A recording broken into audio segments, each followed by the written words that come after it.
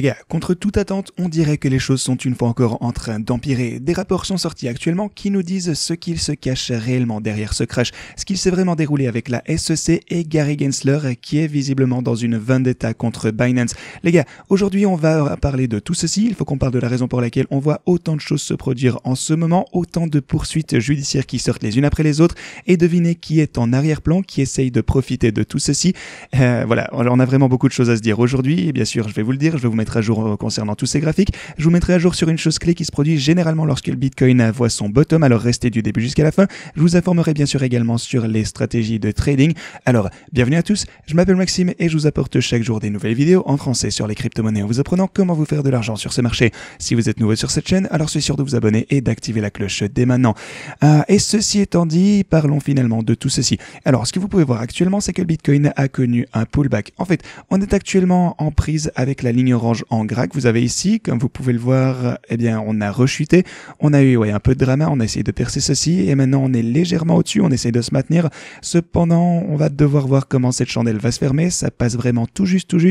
Donc voilà, on est en train de lutter avec la ligne orange en gras ici et donc on sait que c'est un support important et ce sera potentiellement une résistance importante. Mais voilà, c'est une chose importante à surveiller.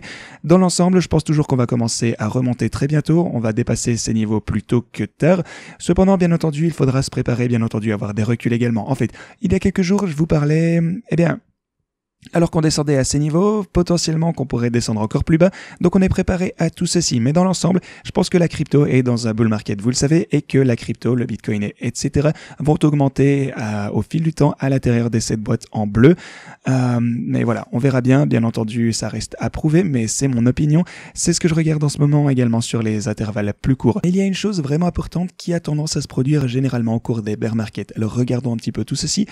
Vous avez ici la ligne verte qui est la moyenne mobile de 200 semaines. Vous pouvez voir qu'on est actuellement supporté au-dessus de cette moyenne mobile de 200 semaines. Donc oui, on est pris en charge, on est supporté sur l'intervalle hebdomadaire. Vous pouvez voir qu'on se fait supporter ici. Et ce que vous pouvez constater, c'est que durant chaque marché baissier qu'on a pu voir auparavant, on est revenu tester la moyenne mobile de 200 semaines et on a été supporté à partir de ce niveau en particulier. Et puis généralement, après tout ceci, on repart à la hausse. Vous pouvez voir qu'ici, on a chuté. On a également testé la moyenne mobile de 200 semaines juste ici. Également ici, durant le crash du Covid. Ici, pour le coup, on est passé un petit peu en dessous. Donc oui, c'est sûr, même carrément en dessous, en fait, pendant un certain moment. Puis on a essayé de revoir une poussée au-dessus de ceci. On n'a pas réussi à le faire pendant un certain moment et on a rechuté. C'est la première fois au cours de l'histoire où on a, qu'on est descendu en dessous de ce niveau et qu'on a tradé de manière, constante en dessous de la moyenne mobile de 200 semaines pendant un moment. Mais regardez, pour le coup, ici, on a essayé de la franchir plusieurs fois dernièrement. On a été rejeté, mais on a finalement testé ceci après l'avoir dépassé. Donc voilà, généralement, ça a tendance à tenir le coup. Si on effectue un zoom arrière une fois que c'est un support, ça a tendance à tenir. Genre, ça a tenu le coup 3 fois d'affilée sur l'intervalle hebdomadaire ici. Donc oui, je veux dire, on pourrait potentiellement considérer que ça nous a supporté plus de fois que du contraire, 4, 5, 6 et 7 juste ici. Donc voilà, pour seulement une seule fois où ça n'a pas fonctionné. Donc voilà, je pense que c'est assez fiable. On verra bien, 7 fois sur 8, ça a pu nous supporter. Donc voilà, c'est une chose clé, une fois encore à prendre en considération. Ici, on a pu l'établir en tant que support. Donc voilà, si on parvient à continuer à trader au-dessus, c'est une super bonne nouvelle sur l'intervalle hebdomadaire. Il nous reste encore quelques jours au cours de cette semaine pour avoir une clôture de cette chandelle et confirmer ceci. Si ça tient le coup, c'est un super bon signe. Si on clôture en dessous de ceci, ce sera un mauvais signe. Potentiellement, on recommencera à descendre et à trader plusieurs chandelles en dessous de ce niveau avant d'y revenir. Sinon, pour les marchés traditionnels, voilà le problème. Ici, on a commencé à se consolider. On a également eu cette chandelle rouge relativement conséquente ici, mais on se consolide toujours à un niveau relativement élevé, comme vous pouvez le constater. Donc dans ce genre d'environnement, si ça se poursuit, je m'attendrai à nouveau à ce que le Bitcoin entre dans un rallye pour rattraper son retard. La seule chose, c'est qu'on a encore énormément de résistance au-dessus de nous, et en plus des mauvaises nouvelles et de la pression de vente.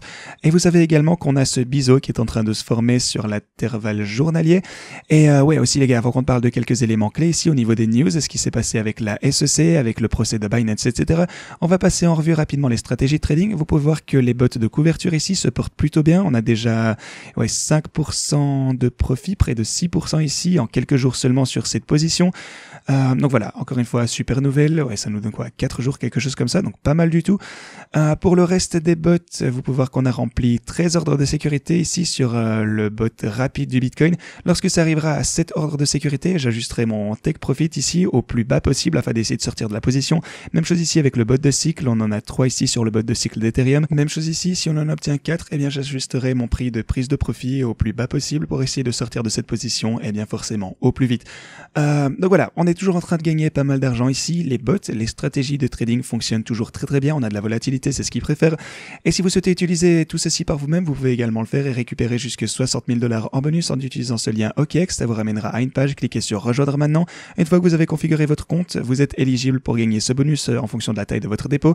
Vous pouvez descendre et en un clic, vous pouvez également configurer chacun de mes bots ici si vous le souhaitez. Si vous ne pouvez pas utiliser OKEx, vous avez Truecommons pour utiliser ça avec l'exchange de votre choix. Vous avez également Bybit et tous les paramètres sont ici. Tous mes trades sont ici sur ce lien. Et oui, tous les tutos que vous devez regarder pour comprendre comment tout ça fonctionne sont en haut de la description. Mais parlons finalement de toutes ces news parce que plusieurs informations sont sorties.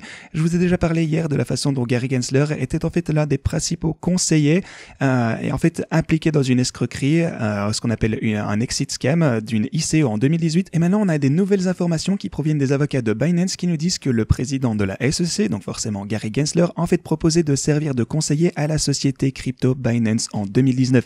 Il a donc essayé de travailler avec Binance en tant que conseiller en 2019, rendez-vous compte.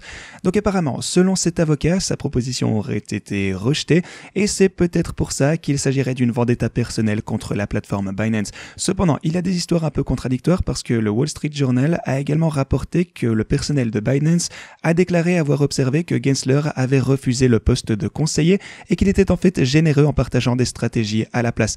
Donc voilà, il ne travaillait pas directement avec eux, cependant ils ont reçu les conseils de Gary Gensler, donc voilà, il fournissait essentiellement des informations précieuses sur la façon dont ils pourraient résoudre leurs problèmes. Et ouais, maintenant une autre chose importante à noter, eh bien demandez-vous simplement comment se fait-il qu'on voit toutes ces poursuites judiciaires en ce moment. Eh bien devinez qui est également sorti a déclaré que la crypto était finalement mûre pour la prise de contrôle de la finance traditionnelle. Alors grosso modo avec Coinbase, Binance, etc., Soros Fund recherche en fait à faire en sorte que les marchés traditionnels, les fonds d'investissement traditionnels, tous les requins du monde entier, le vrai argent là où ça se trouve, eh bien qu'ils prennent le contrôle de l'espace des crypto-monnaies. Parce que oui, la crypto génère énormément d'argent, on va pas se mentir, et voilà, ça a énormément d'intérêt, donc ils souhaitent s'en emparer. Ça pourrait être la raison pour laquelle on voit toutes ces poursuites, et c'est certainement quelque chose qu'on devra surveiller de très près. On ne peut pas laisser les gars des marchés traditionnels, de la finance traditionnelle, prendre le contrôle de nos cryptos et en faire n'importe quoi, et encore une fois, eh bien les pourrir de l'intérieur. Donc voilà, il faut que la crypto, grosso modo, reste gratuite. Je veux que les choses fonctionnent plus ou moins comme elles fonctionnent aujourd'hui, juste sans les dernières escroqueries bien sûr, mais voilà, pour les marchés traditionnels, la crypto n'est pas faite pour ça et on espère qu'ils ne prendront pas le relais. Ceci étant dit, c'est tout ce que j'avais pour vous, merci beaucoup d'avoir regardé cette vidéo et à la prochaine.